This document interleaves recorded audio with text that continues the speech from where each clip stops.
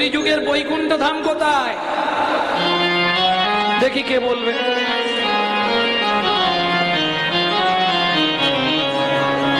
কলিযুগের বৈকুণ্ঠ ধাম কোথায়?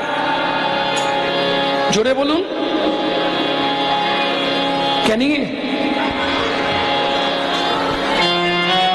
নবদ্বীপে। কলিযুগের বৈকুণ্ঠ ধামে আমরা প্রবেশ করব এই মুহূর্তে।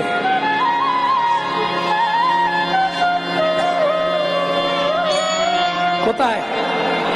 নীলা দেখবে যদি নীলা চলে যাই চলো, লীলা দেখবে যদি লীলা চলে যাই চলো। সেটাই আছে প্রভু জগন্নাথ সবার শিরে দিয়ে, সেটাই জয় জয় প্রভু জগন্নাথ সবার শিরে দিলা।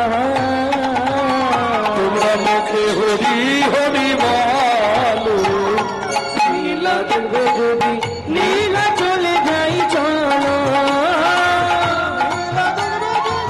লীলা চলে যাই চলো। प्रेम से बोलो जय जगन्नाथ देव की, बलदेव जीव की, सुभद्रा माता की। वासुदेव घोष कहे भाई रे जोड़ो करिहा, जय कृष्ण সেই গৌর সেই তো জগন্নাথ, সেই তো জগন্নাথ। ভক্তমন্ডলী ভক্তিমতী মায়েরা, যার চরিত্রটা শুনবো ভক্ত মাধু দাস।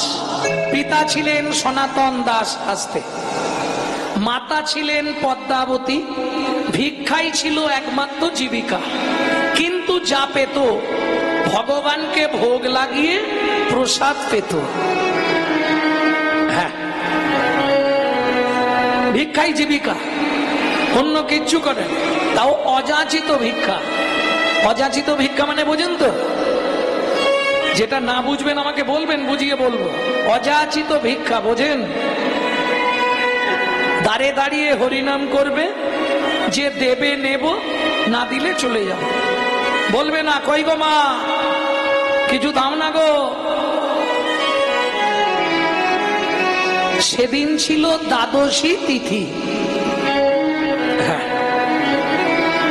ভক্তমন্ডলী ভক্তিমতী মায়েরা, যারা একাদশী করে নিশ্চয়ই জানে দ্বাদশীর পারণ থাকে। পদ্মা, তুমি উনানে হাঁড়িতে জল বসাও, আমি 5 ঘর ভিক্ষা করে নিয়ে আসছি, কেমন? ভক্তমন্ডলী ভক্তিমতী মায়েরা, কারণ ওটাই তাদের তো পথ। কত্তালটা নিল, ঝোলাটা নিল, দাঁড়ে দাঁড়ে নাম করলো, যে যা দিল নিয়ে এসে। তাহলে বৈষ্ণবরা আমাদের অপকার করে নাকি? অপকার করে না? খেয়ে দে কাজ পায় না, প্রত্যেক দিন একবার করে খালি কত্তাল বাজিয়ে হরিনাম করে আর ভিক্ষা চায়। অপকার করে না? বলে শোনো ভাই, কি উপকার করে জানো? তুমি তো সারা লাইফ চুরি করে খাও, কারণ ভগবানকে না দিয়ে খেলে সেটা চুরির মাল, চুরি করে খাওয়া হয়। তোমার হয়ে বৈষ্ণব নিয়ে গিয়ে ভগবানকে দিয়ে দেয়, তাহলে উপকার করে না অপকার করে? হরি বল হরি। ভক্তমন্ডলী ভক্তিমতী মায়েরা, চলুন তাদের জীবনীটা একটু শুনে নি, কিভাবে চালায় তারা। ভিক্ষা মেঘে খায়ো সদা,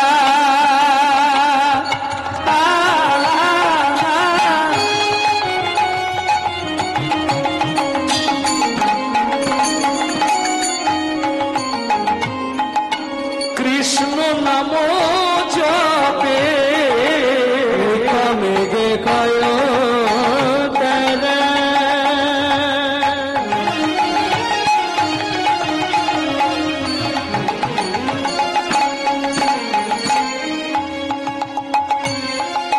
কৃষ্ণ নাম জপে,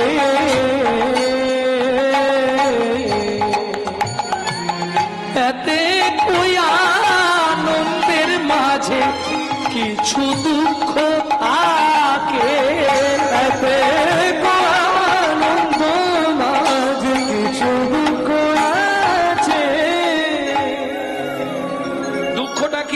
শুনবো।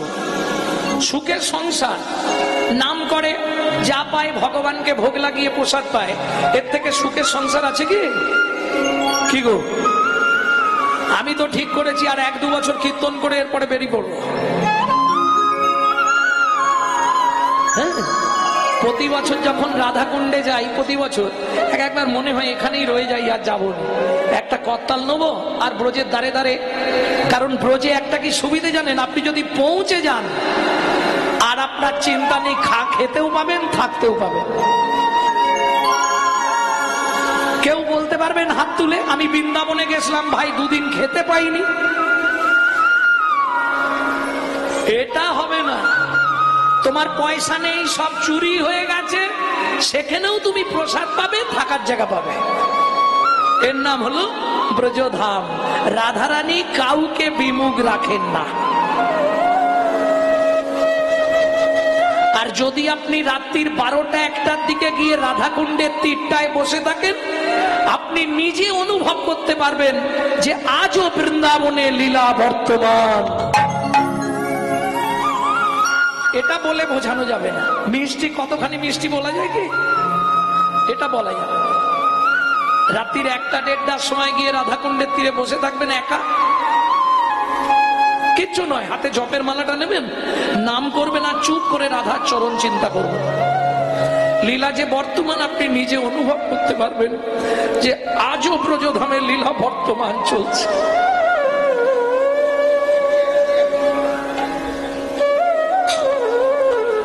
ভক্তমন্ডলী, ভক্তিমতী মায়েরা, ভগবান বলেইছে যে করে আমার আশ, আমি করি তার সর্বনাশ। পদ্মা, তুমি হাঁড়িতে জল বসাও, আমি 5টা ঘর ভিক্ষা করে নিয়ে চলে আসছি। করতালটা নিয়ে আর ভিক্ষা ঝোলাটা নিয়ে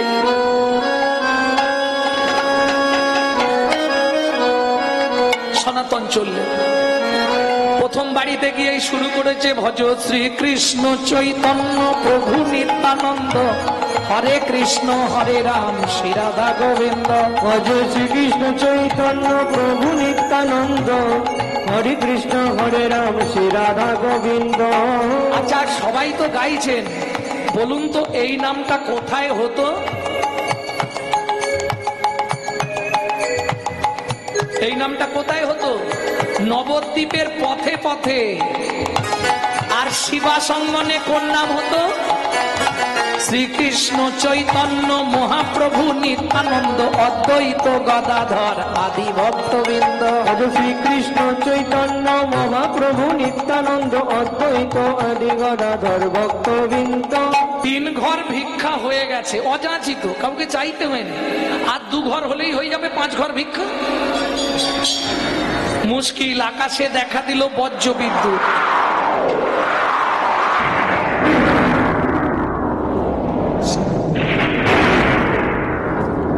সর্বনাশ। আর ভজ শ্রীকৃষ্ণ চৈতন্য প্রভু নিত্যানন্দ, হরে রাম শ্রী রাধা গোবিন্দ। শ্রীকৃষ্ণ চৈতন্য প্রভু নিত্যানন্দ, হরে কৃষ্ণ হরে রাম শ্রী রাধা গোবিন্দ। চৈতন্য প্রভু নিত্যানন্দ, হরে কৃষ্ণ হরে রাম শ্রী রাধা গোবিন্দ। 4 ঘর হয়ে গেছে, আর 1টা ঘর।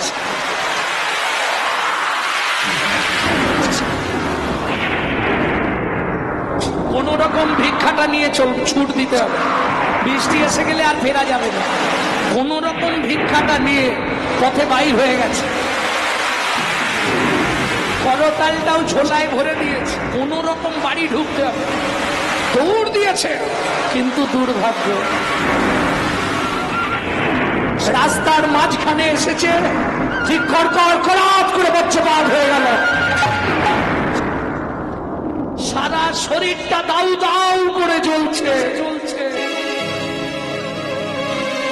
মাটিতে পড়ে গেল দেহটা। দূর থেকে প্রতিবেশীরা দেখলো, আরে সনাতন না, দেখো সারা জীবন পাপ করে পাপের প্রায়শ্চিত্ত হয়ে গেল। নাম করলে কি হবে? আগের জন্মের কর্মফল তাকে তো ছাড়বে না। ভক্তমন্ডলী, ভক্তিমতী মায়েরা, চল চল চল, বৃষ্টি থেমেছে, গিয়ে দেখি। সবাই যতক্ষণে এসে দেখলো শুধু ছাই। পদ্মাবতীকে একটা খবর দিতে হবে না? পদ্মা, পদ্মা বাড়ি আছো? পদ্মা, কি হয়েছে জ্যাঠামশাই? ও, ওর কাছে এসছেন, ও তো ভিক্ষায় গেছে, এই বৃষ্টি থেমেছে, এবার ফিরবে। পদ্মা, উনানে কি বসিছ? জ্যাঠামশাই, কাল তো একাদশী গেছে, ছোট্ট ছেলে 4 বছরে, একটুখানি জল বসিয়েছি, ও বলল ভিক্ষা করে চাল আনবে। জলের হাঁড়িটা নাবি দাও পদ্মা। কেন জ্যাঠামশাই, কিছু হয়েছে?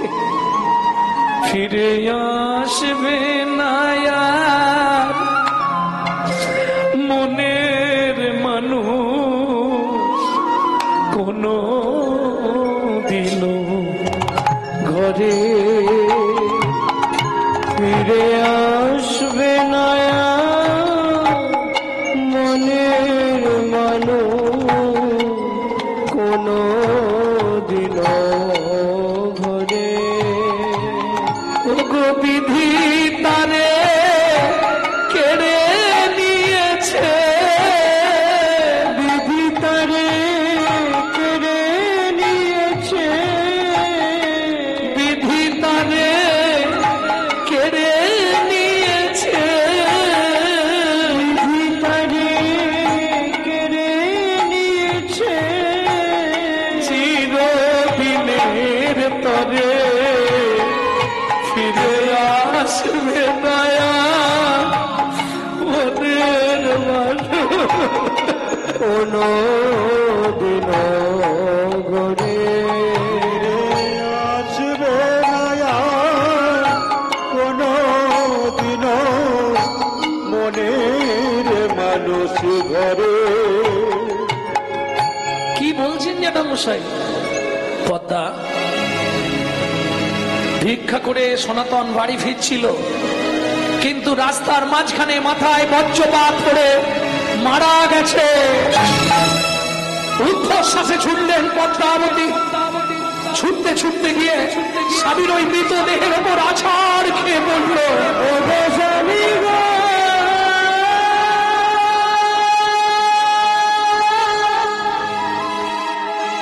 এ কি রকম সাজা দিলে আমায়, বলো তুমি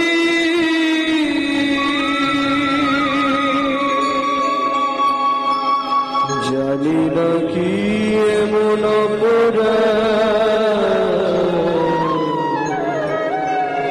আমি করেছি,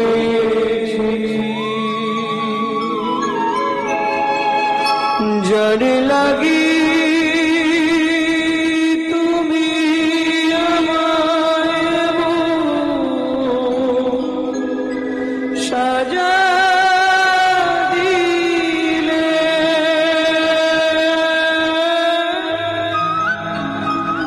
বলে দাও ভগবান,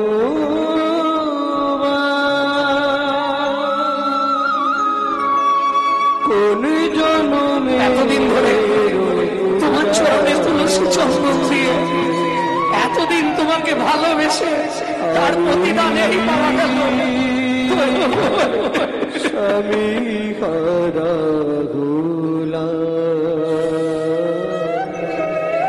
এই কি তোমার উপহার প্রভু, এই কি তোমার বিচার।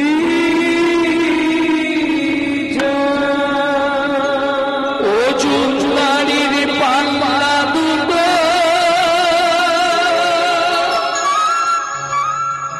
সমান হলো কি, হায় বিধাতা তোমার এমন বিচার। আর দেখিনি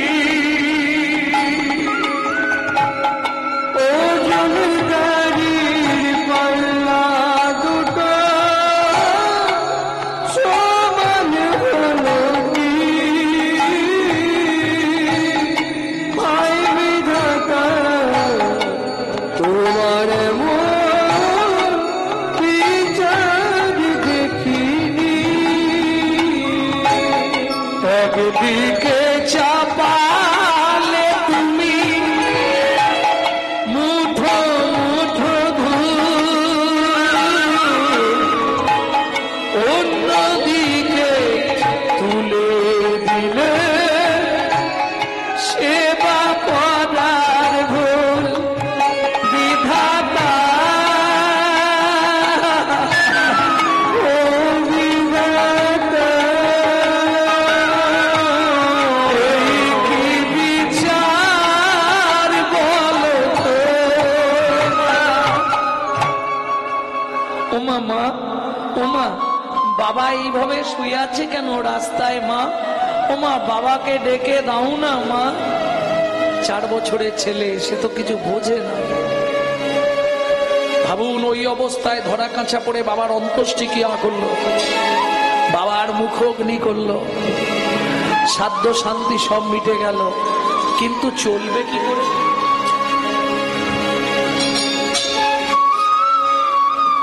বাচ্চাটাকে চাবি দিয়ে ঘরে রেখে মা লোকের বাড়ি কাজ করতে যায়, পেট তো শুনবেন। ও মায়েরা, খুব মন দিয়ে শুনুন এই জায়গাটা। প্রত্যেক দিন সকাল থেকে সন্ধে অবধি কাজ করলে 2টো করে হাতে গড়া আটার রুটি তখনকার দিনের মাইনে। একটা মা খায় আর একটা জল দিয়ে ভিজিয়ে ছেলেটাকে খাওয়ায়। ভাবুন, তাও ভগবানের সহ্য হলো না। বড় লোকের বাড়ির কাজ তো, কাজের শেষে আঁচল পেতে দাঁড়ায়, 2টো রুটি ছুঁড়ে দেয়। আজকে রুটিটা আঁচলে না পড়ে নিচে পড়লো। আর ওই যে প্রবাদ বাক্য আছে না, কারো সর্বনাশ আর কারো পৌষ মাস। কুকুরে ছুটে এসে রুটিটা নিয়ে চলে গেল। মা কেঁদে উঠলো, বাড়ি ফিরবো কি করে? বাড়ি ফিরে চাবিটা খুললেই ছেলেটা ছুটে আসবে, মা খাবার এনেছো? মা, পেটের জ্বালা যে বড় জ্বালা গো, দাও না মা, কিছু খেতে দাও না মা। বলুন তো মায়েরা, মা হয়ে যদি একটা মাত্র ছেলেকে 2টো খেতে দিতে না পারি, আমার মনে হয় মাতৃত্বের জীবনের থেকে বড় কষ্ট আর কিছু হতে পারে না। পারে? দুঃখিনী মা পদ্মাবতী ফেরার সঙ্গে সঙ্গে মাদু ছুটে এসছে, মা খাবার এনেছো? মা খাবার এনেছো? বাবা আজকে খাবার পাইনি বাবা, খুব খিদে পেয়েছে, দাও না মা, কিছু একটু খেতে দাও না। কি করবে মা? খালি একটা বাতি হাতে পাড়ায় গেল দাঁড়ে দাঁড়ে ভিক্ষা করতে, তোমাদের একটু ভাতের ফ্যান আমাকে দাও না। যারই দরজায় যায় সেই দরজাটা বন্ধ করে দেয়। কি করবে? সারা পাড়া ঘুরে মা যখন এতটুকু ফ্যান ভিক্ষা করতে পারলো না, মনে মনে ভাবলো কি হবে এই পাপের পৃথিবীতে বেঁচে থেকে? ছলে বলে কলে কৌশলে মাধুকে ঘুম পাড়িয়ে দিয়ে আমি নদীর জলে আত্মহত্যা করে মরব।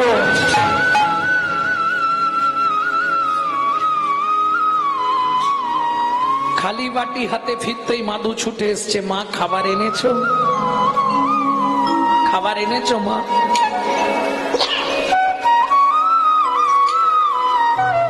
দাও না মা, কিছু একটু খেতে দাও না মা। কি করবে মা? মাধু কোলে আয় বাবা, জল খেয়ে ঘুমিয়ে যা। সকাল থেকে শুধু তো জলই খাচ্ছি। যদিও কাহিনীটা শুনলে অনেকের মনে হয় গল্প, কিন্তু একটু পিছন দিক ঘুরে দেখবেন অনেক ফ্যামিলিতে এমন একটা দিন গেছে। কারণ এখনো আমার মা তো বেঁচে আছে। একদিন এমন দিন গেছে, মা পাড়া থেকে ফ্যান চেয়ে এনে নুন দিয়ে গুলে দিত, আমি খেয়ে স্কুল যেতাম।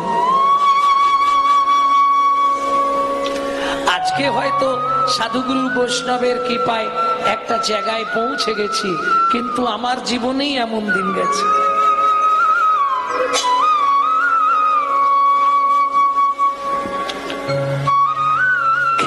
জ্বালায় কাঁদতে কাঁদতে মাধু মায়ের শাড়ির আঁচলটা মুখের মধ্যে দিয়ে চুষতে চুষতে ঘুমিয়ে পড়ল। ভক্তমণ্ডলী, ভক্তিমতী মায়েরা, এইবার যখন এই শাড়ির আঁচলটা মুখে দিয়ে চুষছে, ঘুমিয়ে গেছে তো দাঁতটা চেপে গেছে। মা মাধুকে বিছানার ওপর শুইয়ে দিয়ে ভগবানের উদ্দেশ্যে বলছে, ভগবান, শাস্তে বলে জীব দিয়েছেন যিনি, আহার দেবেন তিনি। ঠাকুর গো, তোমার চরণে মাধুকে রেখে আমি চলে যাচ্ছি। মাধু, ঘুম ভাঙলে যখন শুনবি তোর মা আত্মহত্যা করেছে, বাবা দুঃখিনী অভাগিনী মাটাকে ক্ষমা করে দিস বাবা। আর একটা কথা মাধু, পরজন্মে যদি আবার মনুষ্যকুলে জন্মাস, ভগবানকে বলবি আমার মতো এমন দুঃখিনী অভাগিনী মায়ের গর্ভে তোর জন্ম না হয় বাবা। এই বলে দুঃখিনী মা পদ্মাবতী মাধুকে সুই দিয়ে চলে যেতে যাবে। এক পা, দু পা, তিন পা, কি হলো? আঁচলে টানে মাধু জাগিয়া উঠিল। আচলের টানে মাধু জাগিয়া উঠিল। আচলের টানে মাধু মাগো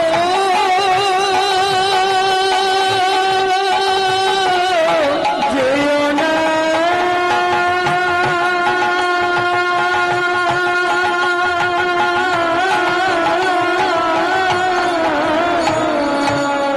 আচলের টানে মাধু জাগিয়া উঠিল। আমায় ফেলে যেও না মা, কাঁদিতে লাগিল। আমায় ফেলে যেও না মা, কাঁদিতে লাগিল। মাগো আমি কি তোমার এতই বোঝা?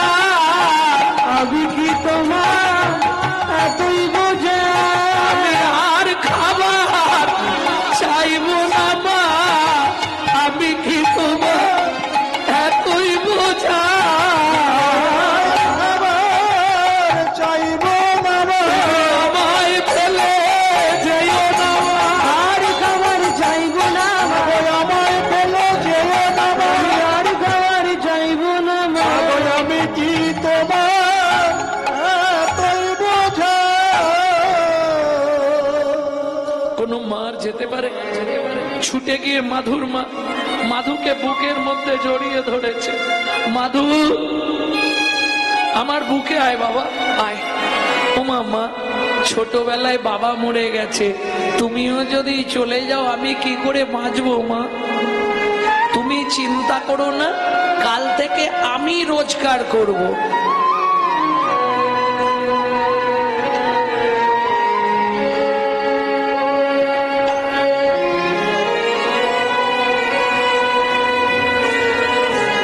কি করে রোজগার করবে?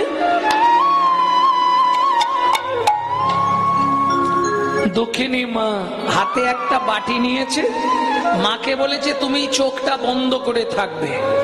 কেমন? ওই মায়ের হাত ধরে রাস্তায় রাস্তায় ভিক্ষা করছে। আহা, মধুর কণ্ঠ, ছোট্ট ছেলে কি বলছে শোনো। চোখের জলে বুক ভেসে যায়, মুখের দিকে চায়, একটি পয়সা দাও ও বাবু গো, একটি পয়সা দাও ও বাবু গো, একটি পয়সা দাও।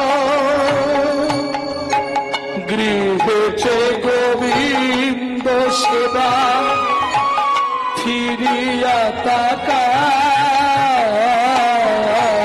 গৃহেতে গোবিন্দ সেবা ফিরিয়া তাকায়। চোখের জলে মুখ ভেসে যাও, মুখের দিকে চাও, একটি পয়সা দাও ও বাবু গো, একটি পয়সা দাও।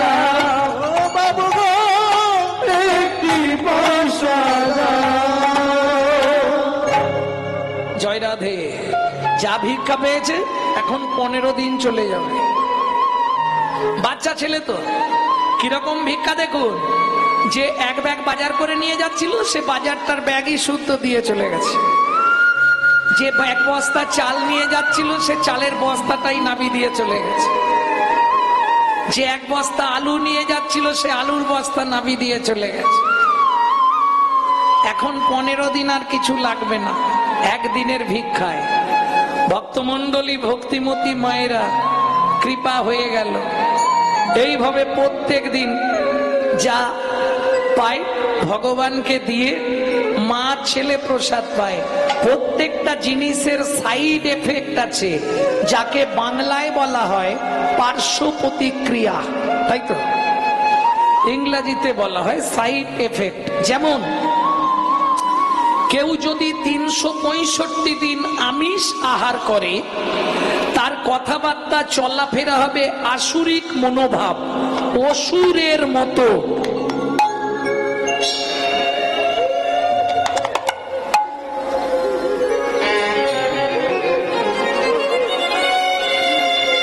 কেউ যদি 365 দিন ভগবানের প্রসাদ পায়,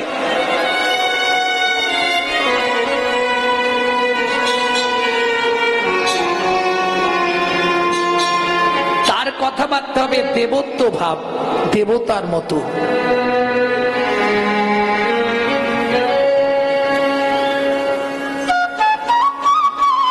ভক্তমণ্ডলী ভক্তিমতী মায়েরা এটা বুঝতে হবে। একে বলে সাইড এফেক্ট, পার্শ্ব প্রতিক্রিয়া।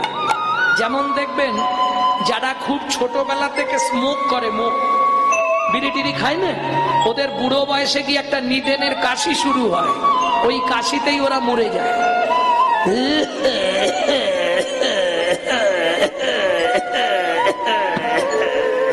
ও মোটামুটি জেনারেটরের মতো 8 ঘন্টা চলবে। এটা সাইড এফেক্ট, পার্শ্ব প্রতিক্রিয়া। ভক্তমণ্ডলী ভক্তিমতী মায়েরা তাহলে চলুন এইভাবে কতদিন গেল। দেখিতে দেখিতে মাধু 12 বৎসর হইল, দেখিতে দেখিতে মাধু 12 বছর হইল, দেখিতে দেখিতে মাধু 12 বছর হইল। একাকী বিরলে বসি চিন্তা যে করিল, একাকী বিরলে বসি চিন্তা যে করিল। আরে হরি, তোর আত্মীয় স্বজন আছে, আজকে তুই যাবি আত্মীয় বাড়ি? আছে তো, ওই তো মামার বাড়ি, পিসির বাড়ি, দিদির বাড়ি, অনেক আছে। আর কেউ নেই? হ্যাঁ। এই দেখ, আমি আমার মাকে যখনই বলি মা আমাদের আত্মীয় কে আছে, মা আমাদের আপনজন কে আছে, মা কিচ্ছু বলেনি। এক কাজ কর, তুই এক্ষুনি আরেকবার গিয়ে জিজ্ঞেস কর। তোরা তাহলে বস, আমি আসছি। যা। জননী